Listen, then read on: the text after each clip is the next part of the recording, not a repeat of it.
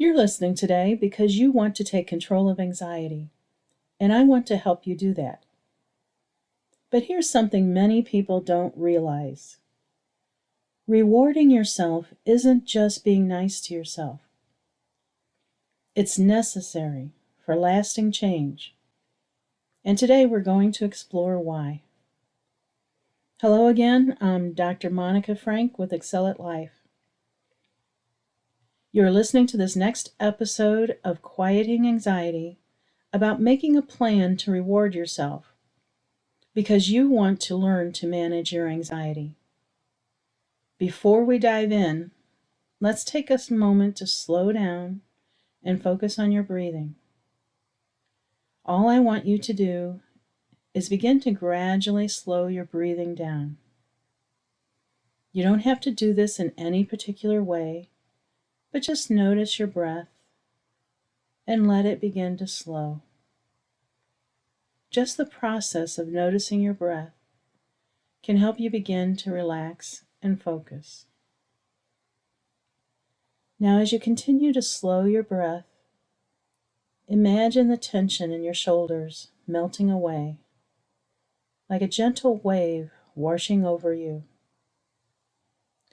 Let your muscles soften, your neck loosen, and your entire upper body feel just a little lighter. While you continue with your breathing and relaxing your muscles, I will talk about the importance of rewarding yourself while working on making changes in your life. First, I must congratulate you for making it this far with these podcasts. Each step you take counts towards lasting success. Now let's talk about the very important step of rewarding yourself. Although rewarding yourself may sound simple, it can be one of the harder steps for many people because it challenges the way we think about change. In fact, I've found this is the step most people are likely to skip because they think it isn't necessary. Our change should be reward enough, or they don't feel deserving of reward. So for many people, this step can demand a good deal of change in thinking. Many of my clients first attend therapy due to negative motivation. In other words, they are trying to avoid unpleasant experiences, such as anxiety.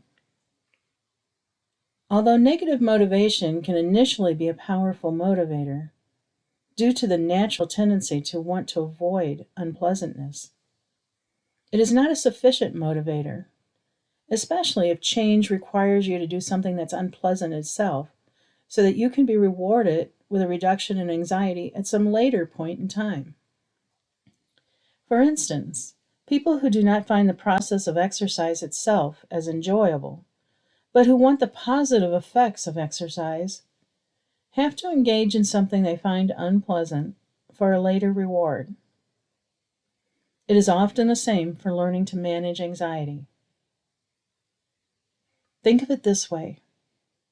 Avoiding anxiety is like running from a barking dog. It might stop for now, but the moment you step outside again, it's back. But training the dog, that puts you in control. Learning to manage anxiety is like training the dog. It takes time, but eventually it stops controlling you. For many people with anxiety, even thinking about anxiety can cause anxiety. So engaging in a program such as this can mean having to confront uncomfortable situations and emotions. Some people may even experience what is called relaxation-induced anxiety, which is an increase in anxiety when they are trying to learn relaxation skills. We will talk more about that in the future, but if it occurs for you, stay with simple relaxation skills for right now. With so much seemingly against you, how do you overcome the desire to quit when faced with difficult tasks and emotions? The answer is to be creative in developing a positive motivational system in which you can receive intermediate rewards when engaging in behaviors that may not be immediately rewarding. Several conditions must be met for motivation towards a goal to occur. Without these conditions, the motivation to engage in the behavior decreases. The first condition is having the necessary skills. This condition will take care of itself as you listen to these podcasts and follow the instructions, because you will learn the skills you need. That is why CBT, cognitive behavioral therapy, can be so effective. CBT doesn't tell you how not to think and behave. It provides you with the tools for change. However, even with the necessary skills, you need to have confidence in your ability to change the outcome. Certainly, developing these skills can help increase this confidence, but frequently the belief itself needs to be addressed. That is why many of my audios have motivational components to help change this belief. Developing this belief is often a critical part of therapy. For many of my clients, much of my work was to convince them they are capable of change. Finally, you are more likely to be motivated for change if you have intermediate rewards. The work in making lifestyle changes can be overwhelming, so if you have frequent rewards as you are making changes, you are more likely to achieve your goals.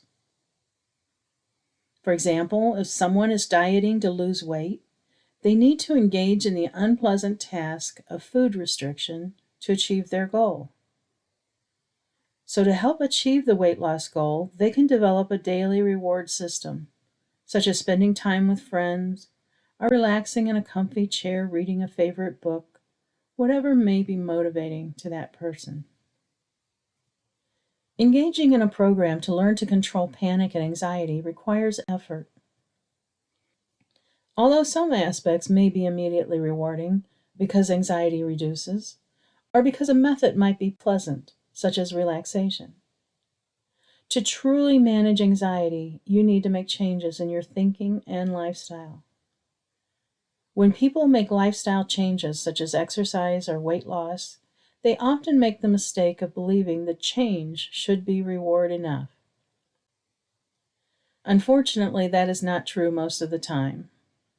Although most change is rewarding in the long term, it does not provide much immediate reward, or at least not comparable to the amount of effort required.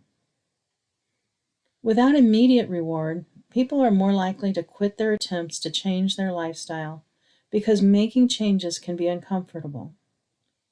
So if you want to manage anxiety, not just for the moment, but for the future, you need to start by developing a reward system. To do that, first identify various rewards. Make a list of things that are rewarding to you. This list will vary from person to person, but it can include activities you enjoy, foods that you like, buying yourself something, etc. It can also include reward from other people, if they agree, such as a massage from your spouse or going to a movie with a friend. Have a variety of rewards, some that can be easily obtained, such as sitting quietly on your back porch enjoying some fresh air, and some can be more involved, such as making a favorite dinner. Once you have made this list, reward yourself frequently. You don't earn rewards by being perfect. You earn them by showing up. You earn them by trying. Even if something didn't go as planned, the fact that you tried is worth celebrating. Progress happens in steps, not in giant leaps. You can even reward yourself for making your list of rewards. The idea of reward is to help motivate you. The task of changing your thinking and lifestyle is difficult enough, so don't be stingy with the reward. By the way, just giving yourself reward can be a change in thinking for many people with anxiety. Often, people think, I should just do this because it is good for me.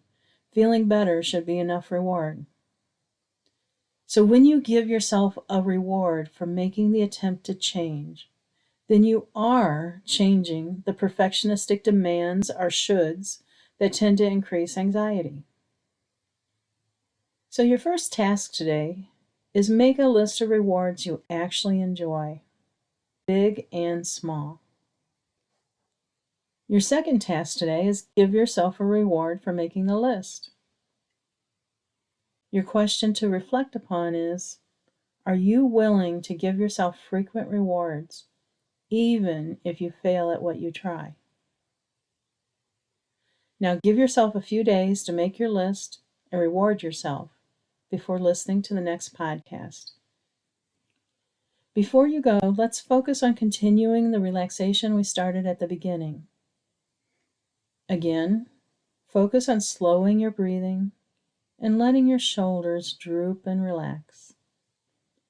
Once you feel the soothing sensations of relaxation beginning to flow into your shoulders, allow yourself to let those pleasant sensations flow up into your neck, releasing all the tension in the back and the sides of your neck where so many people hold tension. Allow yourself to notice the difference and how good it feels for your muscles to relax. And remember, every time you reward yourself, you're reinforcing a new habit, a new way of thinking about anxiety. Small steps add up to big changes. You're already making progress. Until next time, keep practicing, keep breathing, and keep moving forward.